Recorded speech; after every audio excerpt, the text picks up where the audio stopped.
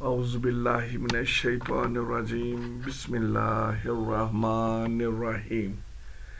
اپنے اس صابر Urdu stories YouTube channel پر ہم سب ناظرین و حاضرین کو دل کی اتھا گہرائیوں سے ویلکم، خوش آمدید کہتے ہیں اور امید کرتے ہیں کہ آپ کو ہماری یہ کوشش اور کاوش پسند آ رہی ہوگی، اور ہم آئندہ بھی آپ کے لیے ایسی ہی کہانیاں لاتے رہیں گے۔ پیش خدمت ہے اردو ناول بدلتے رشتے، جو کہ لکھا ہے محمد تابش نے۔ آج ہم آپ کے لیے قسط نمبر 6 لے کر آئے ہیں، جو محبت کی ایک لازوال کہانی ہے، ایسی کہانی جو دل کو موہ لے، معاشرے کی عکاس ہے، غربت اور امارت کی داستان ہے۔ اس میں معاشرے کی ایسی ترجمانی کی گئی ہے جو کہ ہمیں اپنے ارد گرد دکھائی دیتی ہے۔ یہ ایک محبت کی داستان بھی ہے اور معاشرے کی عکس بندی بھی ہے۔ امید کرتے ہیں کہ آپ کو ہمارا یہ سلسلہ پسند آ رہا ہوگا۔ آج چھٹی قسط شروع ہو رہی ہے، بدلتے رشتے، جو کہ لکھا ہے محمد تابش نے، اور اس کی قسط نمبر 6 آپ کے لیے حاضر خدمت ہے۔ نگینہ کی والدہ نے خاموشی کو توڑتے ہوئے بات کرنا شروع کی۔ بیٹا جاؤ، باقی کا بھی لے آؤ۔ اچھا امی، جاتی ہوں۔ نگینہ کے باہر نکلتے ہی نگینہ کا والد کمرے میں داخل ہوا اور بے حد خوشی سے ارشد کو گلے لگا کر ملا۔ کیسے ہو بیٹا؟ بہن جی آپ کیسی ہیں؟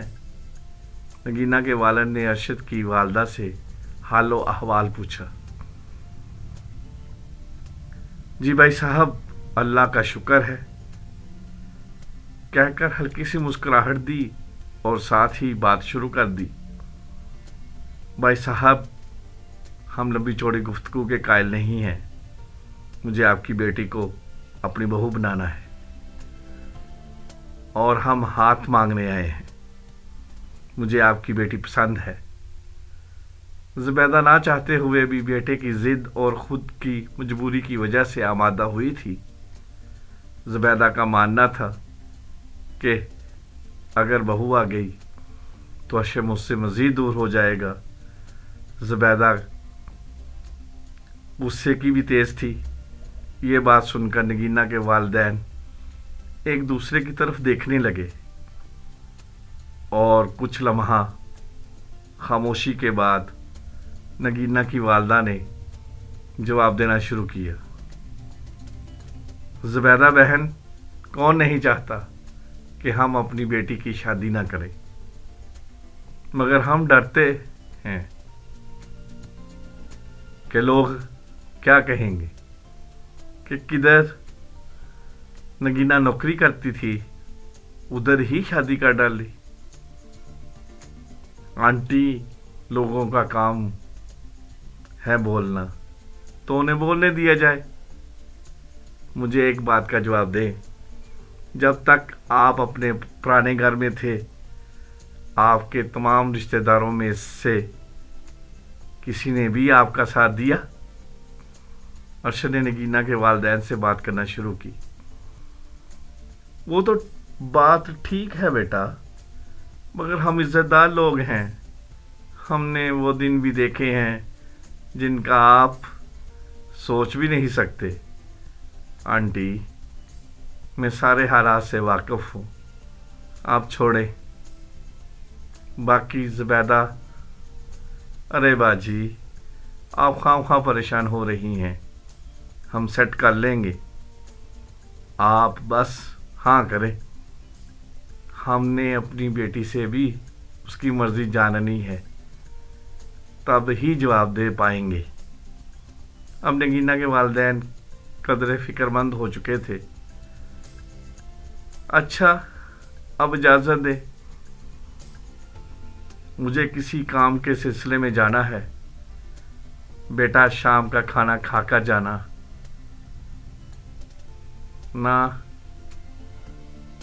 نگینا کے والد آئے ہوئے مہمانوں سے کہہ رہے تھے، کیوں نہیں انکل، پھر کبھی چکر لگائیں گے اور اگلی دفعہ آپ مٹھائی کا ڈبہ بھی لائیں گے۔ تمام افراد اداس وقت خوش تھے۔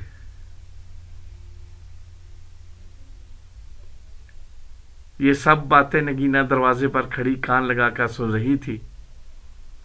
نگینا کے دل میں لڈو پھوٹ رہے تھے، آخر اس سے اس کی محبت ملنے جا رہی تھی، مگر اب ارشد کے سامنے وہ کھلی کتاب بن چکی تھی۔ نگینا اس حوالے سے تھوڑی پریشان تھی۔ جیسے ہی ارشد اور زبیدہ باہر نکلے، نگینا ایک سائڈ پہ ہو گئی۔ نگینا اپنے کمرے میں آرام کرنے کی نیت سے گئی۔ اب وہ والدین کے آنے کا انتظار کر رہی تھی۔ اس کی سوچ کے مطابق اس کے والدین نے اسی بارے میں بات کرنا تھی۔ نگینا بہت خوش تھی۔ بیٹا، ہم نے ضروری بات کرنی ہے، تمہارے پاس آئے تھے رشتہ لے کر، اور انہیں ساری بات کا پتہ بھی ہے بیٹا۔ اگر تم ہاں کرو گی تو ہم آگے جواب دیں گے۔ نگینا کچھ لمحے سوچنے کے بعد والدین سے کہنے لگی، امی ابو، آپ لوگوں کو حق حاصل ہے، جو آپ کا دل ہے وہ کریں۔ اگلی صبح نگینا گھر سے بے فکر ہو کر نکلی۔ اسی سٹاپ پہ کھڑی ہوئی جدھر ان دونوں کی پہلی ملاقات ہوئی تھی۔ آج نگینا ارشد کا کافی دیر سے انتظار کر رہی۔ ارشد کا نمبر بھی بند جا رہا تھا۔ نگینا کے دل میں وہم آنے لگا۔ وہ سوچنے لگی کہ اپنا مطلب نکل گیا ہے تو شاید چھوڑنا چاہتا ہے۔ اگر چھوڑنا ہوتا تو میرے گھر رشتہ نہ لے کر آتا۔ نگینا بے چین ہوئے جا رہی تھی کہ سامنے آنے والی گاڑی کے ہارن نے نگینا کو اپنی طرف متوجہ کیا۔ کار نہیں لگ رہی تھی۔ جب گاڑی نگینا کے سامنے آ کر رکی تو نگینا کی جان میں جان آئی اور جا کر گاڑی میں بیٹھ گئی۔ ارشد آج کچھ پریشان لگ رہا تھا۔ کیا ہوا ارشد؟ آج لیٹ کیوں ہوئے؟ اور تمہارا نمبر بھی بند جا رہا ہے۔ کچھ نہیں نگینا، موبائل کی بیٹری لو ہو گئی تھی۔ نگینا، امی نہیں مان رہی۔ اس لفظ نے نگینا کے ہوش اڑا دی۔ جو بھی تمہارے اور میرے درمیان ہوا اس کے لیے شرمندہ ہوں۔ نگینا کی طبیعت خراب ہونے لگی اور چکر آنے لگے اور بے ہوش ہو گئی۔ ہوش آنے پر نگینا نے خود کو بیڈ پر پایا، اپنے سر پہ ہاتھ رکھے ہوئے ارشد کی طرف دیکھا اور سب یاد آ گیا۔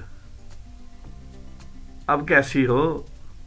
ارشد نہایت پریشانی کے عالم میں نگینا کا ہاتھ اپنے ہاتھ میں تھامتا ہوا نگینا کی طرف دیکھ رہا تھا۔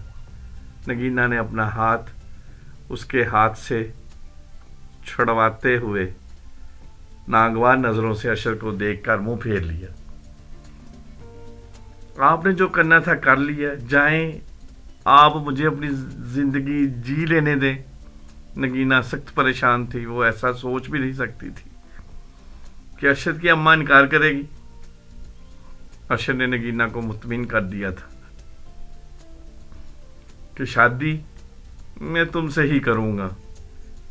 اچھا بابا، غصہ ختم کرو، کہا نا، جائیں آپ۔ نگینا ارشد پر برس پڑی۔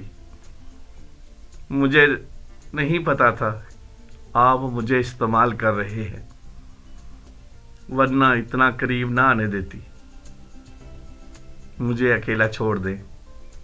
نگینا کی آنکھوں میں آنسو جاری ہو گئے۔ ارشد نگینا کے آنسو صاف کر رہا تھا۔ نگینا، میں نے تم سے مذاق کیا تھا، امی جان مان گئی ہیں اور 2 ماہ تک شادی کے لیے رضامند ہو چکی ہیں۔ ارشد اپنی بات کی وضاحت کر رہا تھا۔ آپ مجھے آزما رہے تھے؟ ارشد میں کبھی سوچ بھی نہیں سکتی۔ میری حالت آپ دیکھ رہے ہیں۔ آپ کے اس مذاق نے مجھے موت کے منہ میں لا کھڑا کر دیا۔ اچھا بابا اب چپ کرو، مذاق کیا تھا۔ ارشد نے نگینہ کے سہارے دیتے ہوئے تکیے سے ٹیک لگا کر سیدھا ہو گیا۔ ارشد شاید آج اس سے پہلے اتنا پریشان نہ ہوا تھا۔ سوری، آپ کا دل دکھایا۔ نگینہ کا غصہ ٹھنڈا ہو چکا تھا۔ آپ سب کا بہت بہت شکریہ کہ آپ نے اپنا قیمتی وقت عطا کیا نئی قسط دیکھنے اور سننے کے لیے۔ چینل کو سبسکرائب کریں، لائک کریں اور شیئر کریں، اور انشاءاللہ تعالی ہم آپ کے لیے اچھی، بہتر اور اخلاق کی کہانیاں اور ناول پیش کرتے رہیں گے۔ والسلام۔